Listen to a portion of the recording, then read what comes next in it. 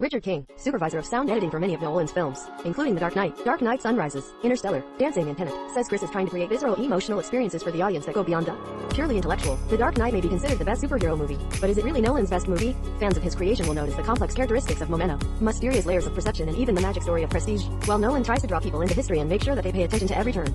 He may have to discover the curve of learning with the general public.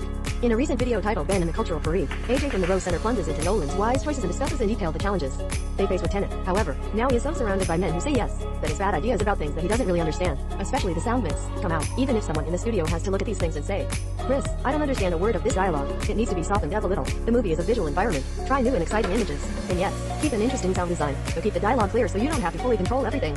With The Dark Knight Rise, Nolan began experimenting with how he approached the sound. Nolan is full of talent and is currently one of the best storytellers in the business.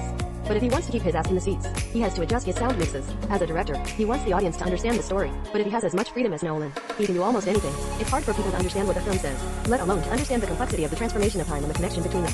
Film in Satoriya Square, I was immediately impressed by the loud, sparkling soundtrack, which throughout the film often sounds more like noise than music and reminds me of the Zimmer organs and hissing Interstellar and Inception. Two men wonder why a director who claims to be making incredible movies has made another film that is intentionally unheard and almost impossible to follow. So when Nolan tries to change what was fundamentally standard with the speeches of the 1920s, he will put some people on the wrong track. Christopher Nolan's admirer discusses the arc of the director's sound solutions.